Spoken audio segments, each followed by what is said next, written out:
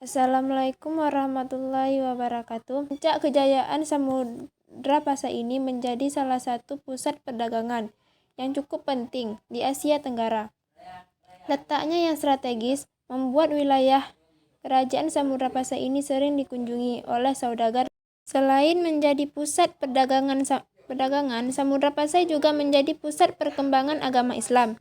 Dan masa kejayaan Samudra ini berakhir ketika masa kekuasaan Sultan berikutnya, di mana kerajaan Samudra Pasai diserang oleh kerajaan Majapahit dan menjadi satu wilayah.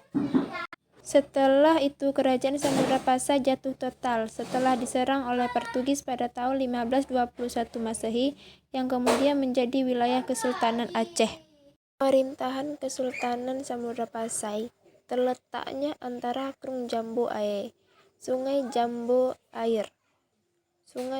Menurut Ibn Battuha yang menghabiskan waktunya sekitar 2 minggu di Pasai, menyebutkan bahwa kerajaan ini tidak memiliki benteng pertahanan dari batu, tetapi memagari kotanya dengan kayu yang berjarak beberapa kilometer dari pelabuhannya. Pada kawasan inti kerajaan ini terdapat masjid dan pasar, serta dilalui oleh sungai Tawar yang bermuara ke laut. Walau muaranya besar, namun ombaknya mengelora dan mudah mengakibatkan kapal terbalik, sehingga penamaan Loksmawe yang dapat bermaksud teluk yang airnya berputar-putar kemungkinan berkaitan dengan ini.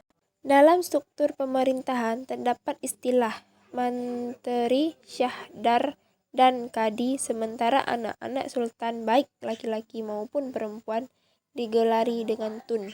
Begitu juga beberapa petinggi kerajaan. Kesultanan Pasai memiliki beberapa kerajaan bawahan dan penguasaannya juga bergelar sultan. Pada masa pemerintahan Sultan Muhammad Malik Al-Zakir, kerajaan Perlak telah menjadi bagian dari kedaulatan Pasai.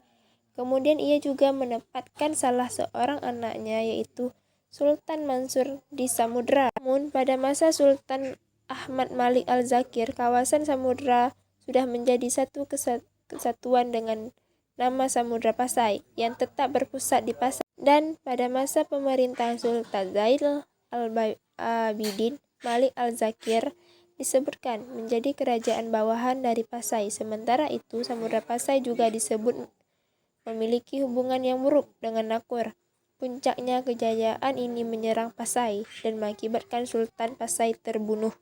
Dan perekonomian Samudra Pasai merupakan kota dagang, mengandalkan lada sebagai komoditas andalannya. Dalam catatan Mahuan disebutkan 100 kati lada dijual dengan harga perak 1 tahil. Dalam perdagangan kesultanan, Pasai mengeluarkan koin emas sebagai alat transaksi pada masyarakatnya. Mata uang ini disebut Dronhan, yang dibuat 70% emas murni dengan berat 0,60 gram diameter. Sementara masyarakat Pasai umumnya telah menanam padi di ladang yang dipanen 2 kali setahun, serta memiliki sapi perak untuk menghasilkan keju. Sedangkan rumah penduduknya memiliki tinggi rata-rata 2,5 meter yang disekat menjadi beberapa bilik dengan lantai terbuat dari bilah-bilah kayu, kelapa, atau kayu pinang yang disusun dengan rotan, dan di atasnya dihamparkan tikar rotan atau pandan. Dan menjelang masa-masa akhir pemerintahan Kesultanan Pasai, terjadi beberapa pertikaian di Pasai yang mengakibatkan perang saudara Sulatus Salatin. Menceritakan Sultan Pasai meminta bantuan kepada Sultan Melaka untuk meredam pemberontakan tersebut. Namun Kesultanan Pasai sendiri akhirnya runtuh setelah ditaklukkan oleh Portugal tahun 1521, yang sebelumnya telah menaklukkan Malaka tahun 1511, dan kemudian tahun 1524 wilayah Pasai sudah menjadi bagian kedaulatan Kesultanan Aceh. Dan akhirnya penemuan makam Sultan Malik Al-Saleh yang bertarikh 6096 Hijriah atau 1267 Masehi dirujuk oleh sejarawan sebagai tanda telah masuknya agama Islam di Nusantara sekitar abad ke-13.